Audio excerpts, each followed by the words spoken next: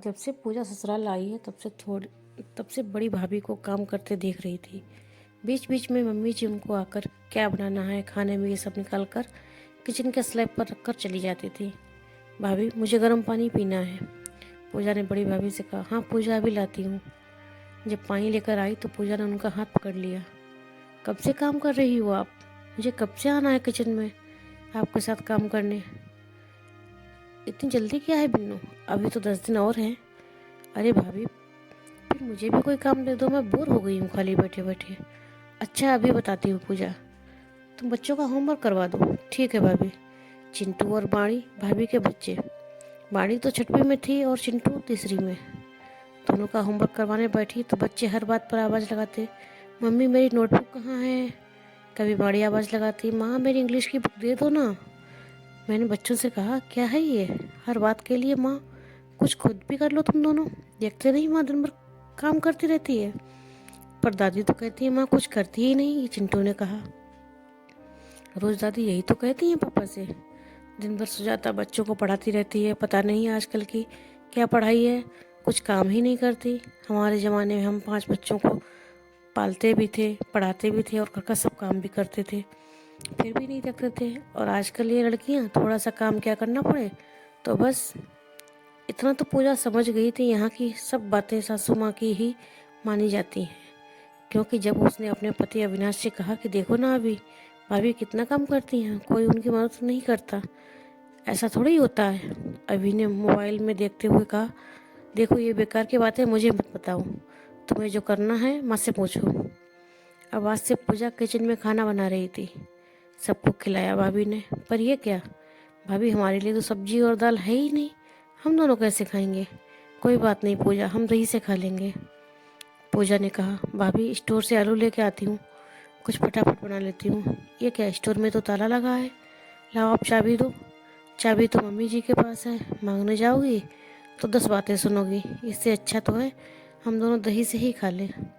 ये बातें मम्मी जी ने सुन ली, लगी जोर जोर से बोलने, ये देखो मेरी बहुओं को, इनको मैं खाने को नहीं देती, ये बेचारी बहुत दुखी है मुझसे। और रोने लगी।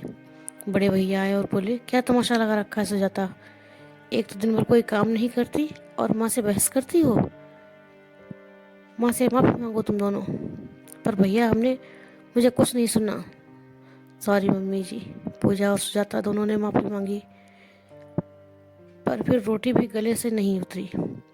कुछ तो करना होगा, पर कुछ अलग तरीके से, क्योंकि दोनों भाई तो माँ के भक्त हैं, उनके खिलाफ कुछ सुनेंगे नहीं। उस दिन तो पूजा ने कुछ नहीं बोला, पर 3 दिन से कभी रही से तो कभी अचार से खाना खाकर पूजा ने भाभी से कहा, भाभी सब खाना आप वहाँ रख देती हो, उन लोगों को तो कोई मतलब नहीं है कि हम क्या खाएंगे, पर हम ठीक से खाएंगे नहीं तो काम कैसे करेंगे। पूजा ने कहा, अब आप देखना मैं क्या करती हूँ। आज तो सब्जी और दाल दोनों ही पूजा ने थोड़ा थोड़ा अलग से निकाल कर छिपा दिया।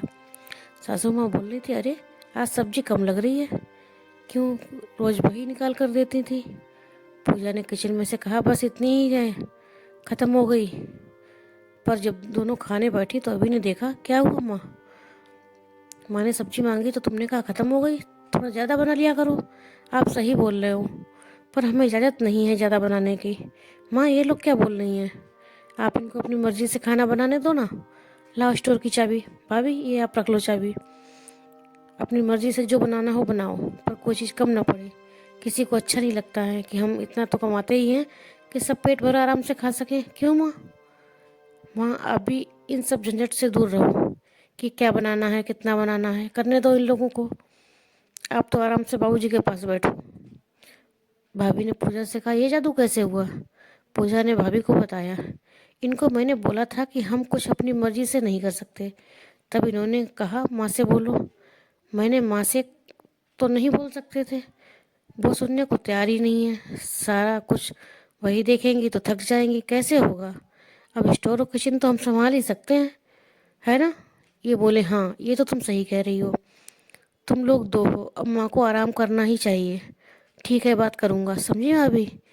ये तरकीब है जिससे किसी को बुरा भी ना लगे और काम भी हो जाए, दोनों मुस्कुराने लगे।